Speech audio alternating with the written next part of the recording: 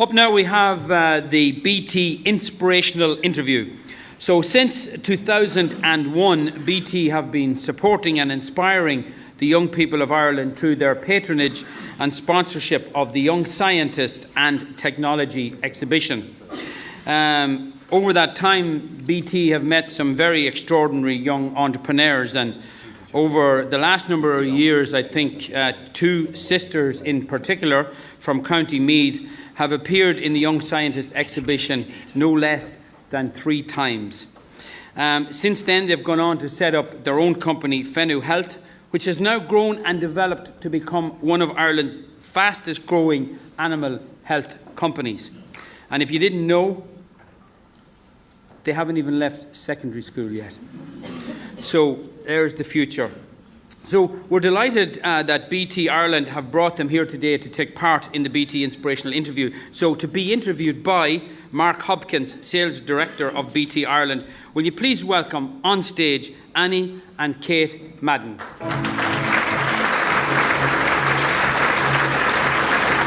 Thank you and good morning, everybody. It's really good to be here this morning, and I hope we have a really interesting and hopefully inspiring story from how the two students, Kate and Annie, and it's a pleasure to have them here this morning, have taken their project from the BT Young Scientist and Technology exhibition and developed it into a really thriving business. So in terms of this morning, I'd just like to give you a couple of minutes to put the Young Scientist into perspective for you. We'll run a quick video to hopefully bring that to life, and then we'll get to the interesting bit in terms of the girls will tell us their story. So we at BT are immensely proud to not only sponsor but actually to deliver the exhibition. We've recently announced that the 2018 event will be running from the 10th to the 13th of January. This is the 54th year of the exhibition in Ireland, and it's the 18th that has been run by BT. And it's an exhibition on a pretty impressive scale. So in 2017, we had 65,000 visitors through the door, and when you think of the press that the Web Summit got, it puts that into perspective. We have 4,500 students who enter over 2,000 different projects, and that gets whittled down to the 550 that you see in the RDS on the week of the Young Scientist.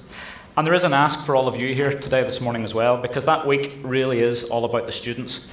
And I would encourage as many of you as possible to give up some of your time and go and spend some time on the floor of the RDS for that week. It really is, and the girls will talk about it later, it really is important to them as business leaders in this organisation, are represented here today, that we give up some of our time and take interest in the projects and the students and provide some coaching for them. So we've agreed with the Sales Institute, we'll be doing some invites through a collaboration between BT and the Sales Institute, so you'll see more on that as we get closer to next year's event.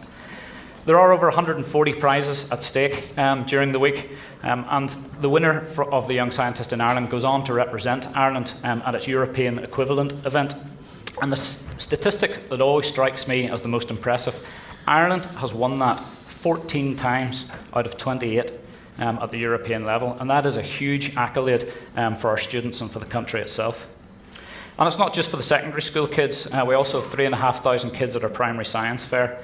And we have a panel of 82 judges from all over the world, actually, who give up their time freely to not only judge, but to help coach the students and their projects. We also have 200 Red Coat BT volunteers who love the event, and I think if we ever tried to step away from it, there'd be mutiny within BT because they get a huge kick out of the week and the preparation that goes into it. But those colleagues are by day salespeople, engineers, accountants, etc., that give up their time to run and make sure the event goes smoothly. But it's also a good reflection of what we try and do with our R&D globally as well. The research and innovation goes on is a good reflection of that. And actually, this year's winner, Shane Curran, who I'm sure you saw in the press, a very impressive young man, has recently returned from our R&D centre in Industrial Park in the UK. Speaking to some of the people that were there, I think he had some difficulty getting away from there because our R&D bods were so impressed with him. I think they wanted him to stay. So hopefully Shane made it back to Ireland. It is a hotbed for STEM, academia and entrepreneurship, and as well as the schools competition, it also helps give some of the students a way to promote their projects and for those entrepreneurs.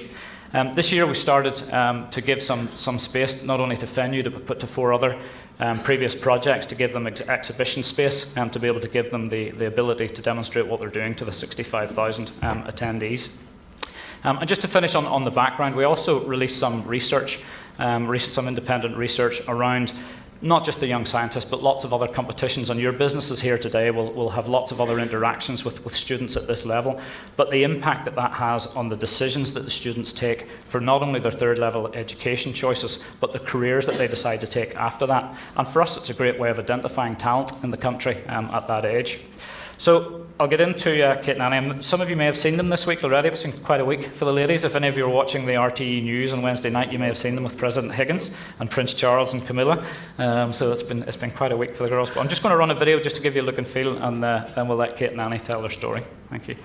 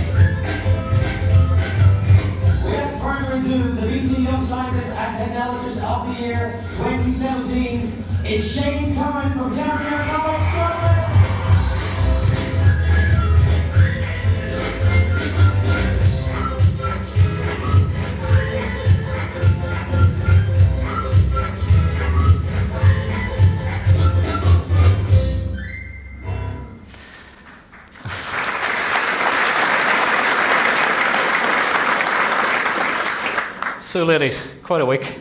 Presidents, royalty, and now the Sales Institute. Yeah, not so bad. So maybe start with telling us a little bit about your own initial project that eventually led to Fenu Health and the story. Well, we've done the Young Scientist for 3 years, since 2014 to 2016. And the first year, I just did it for fun by myself because I was in second year.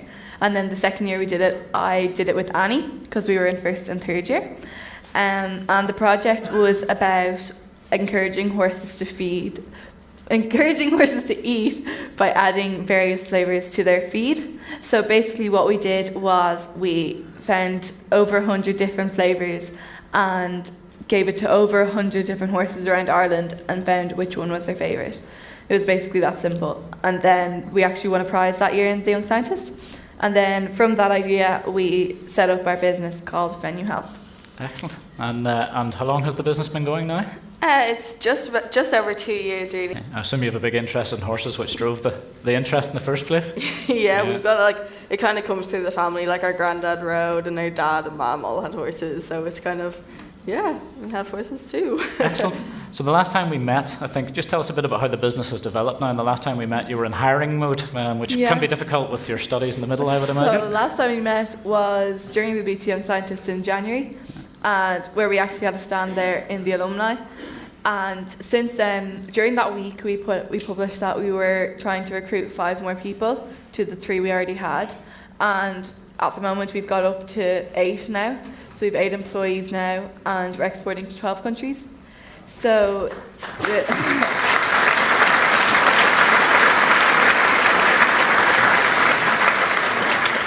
so yeah, the 8 are mainly to do with, we've got salespeople, and then we've got people to do our deliveries, and then we've also 2 ladies now in the office. Tony's one of them, which I'd say you've got enough email. Yes, Tony and I have been in touch to keep you. You guys are hard to nail down, so Tony's kept us honest this week. School by day, business by night. And what is the bit, from a challenge point of view? Because I don't know about you guys. I certainly wasn't doing this when I was 14 and 16. I had other things on my mind. So in terms of that balance between obviously studies, we're talking off stage that you want to go to UCC eventually. How do you balance that between? Well, I'm doing the juniorship this year, and Kate's in 5th year, so it's kind of like we have to balance it obviously. But then we love kind of coming to stuff like this as well, and just talking about what we've done and what we hope to do as well. So we're back to school now. Then. So the teachers do know you're away. You didn't just nip out to the bathroom. Okay. Good. And in terms of, so who helps you around, both in terms of when you got the company going? Could you tell us a little bit about who supported you, who now who manufactures for you? When we started off after the BT Young Scientist, Michael Connolly from Connolly's Red Mills saw that we'd won a prize from the media, etc. And so he texted Kate the morning after we won the prize in 2015 on the Saturday morning, and he was basically like, "Kate, saw what you've done, looks great, be in touch soon." So we were kind of like, and this was from a strange man I'd never heard of. This is all the stuff you're not meant to do online. With over, I'd say, more than 20 digits behind the number, as he was in Shanghai. So it was quite... So then about 2 weeks later, he rang Kate and he goes, "Do you want to come to Germany with me to Equitana, which is the largest horse trade fair in the world?" And we were like, okay. So how'd you do? So then on St. Patrick's Day in 2015, we flew to Germany to Equitana with our dad came as well. But and so basically we were there for 3 days, and on the first day, everyone was kind of just like, they're just a couple of schoolgirls, we don't really need to take much notice of them. And the second day it was kind of bit of notice, maybe they'll have something. And by the 3rd day, there was literally queues to meet with us, and we were like, oh.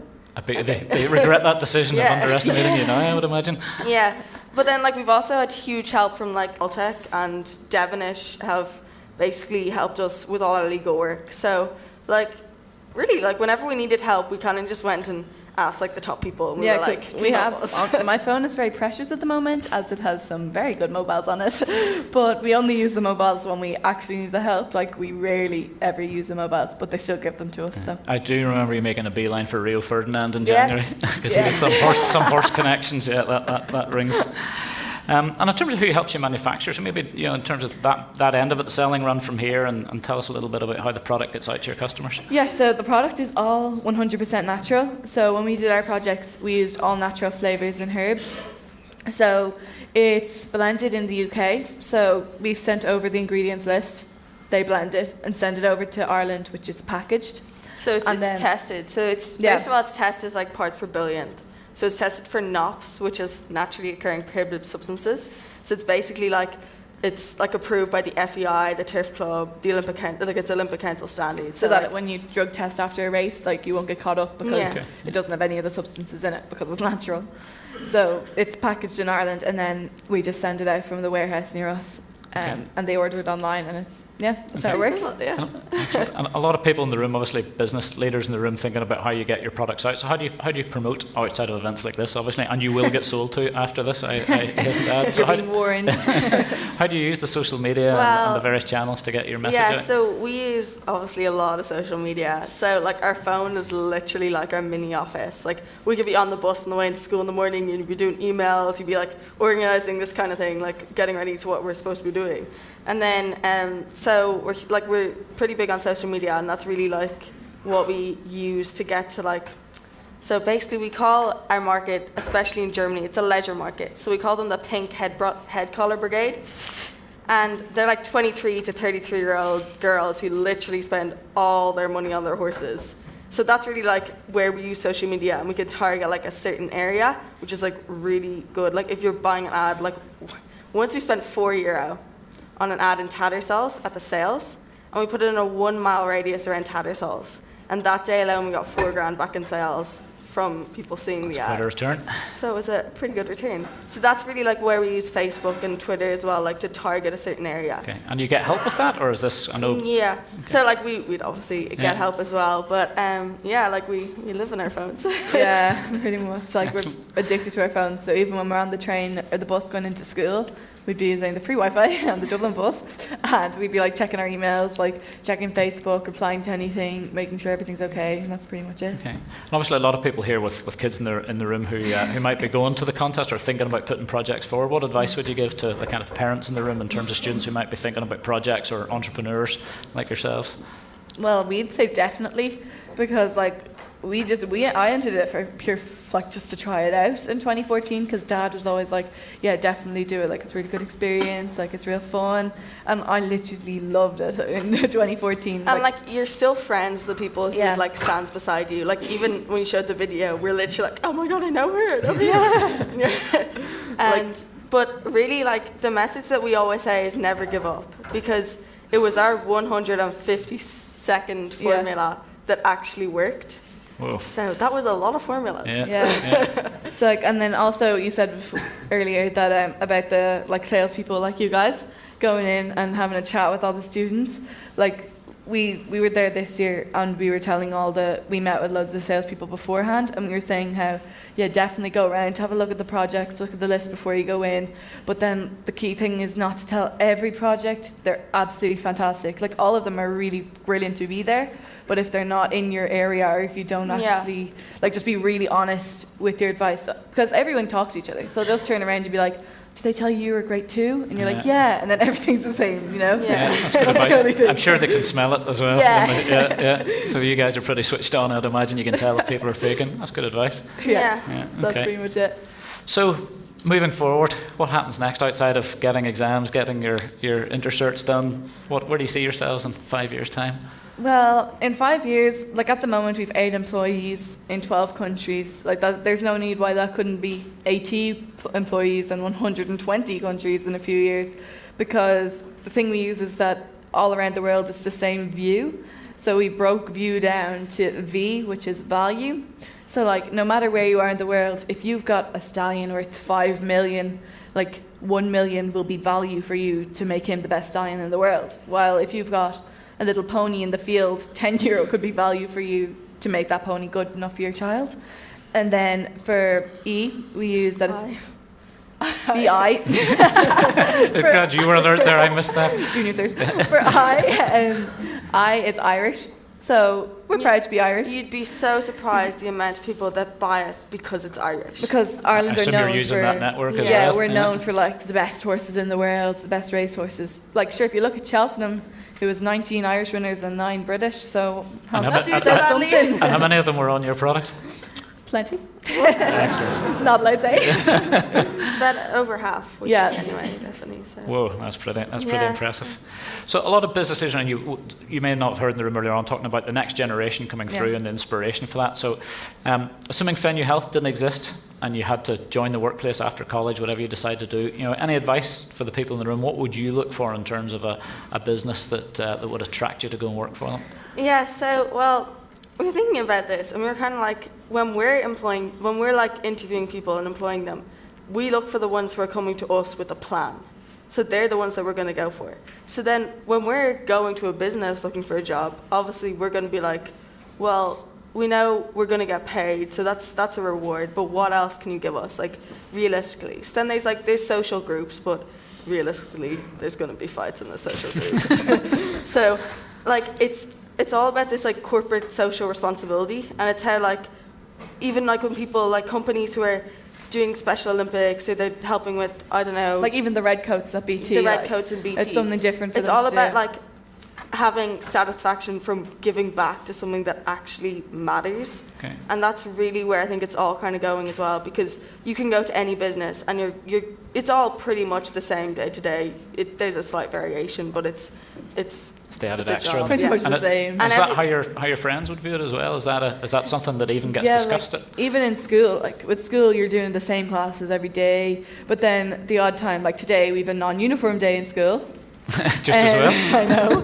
And like that just kind of changes it. Like there's something to look forward to. Like the atmosphere is different. It just kind of like mixes it up a bit. So like it's just easier if you have something different to do. Like Okay, so it's even that in a workplace, variety it'd as be the well as same. having Yeah. something Yeah, above exactly. the norm. Okay, useful, useful. And the last question I have to ask, did Charles and Camilla buy anything from you on Wednesday?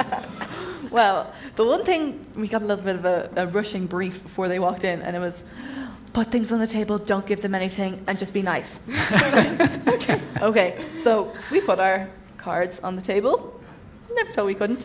And Camilla was just so interested in it, like, because she has horses herself.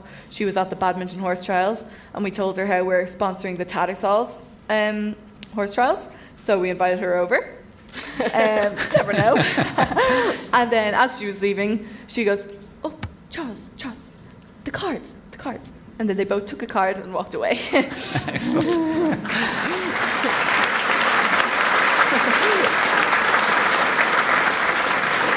Okay, I think we've timed out. So girls, thank you so much, and we wish you every success in the future. I don't think you're going to need it. The one thing that I have got out of the BT Young Scientist is it has absolutely accelerated my views to get to retirement before I have to compete with any more of you guys, because it is absolutely frightening. But brilliant, and thank you for sharing your story today. It's inspirational as ever. Thank you, girls.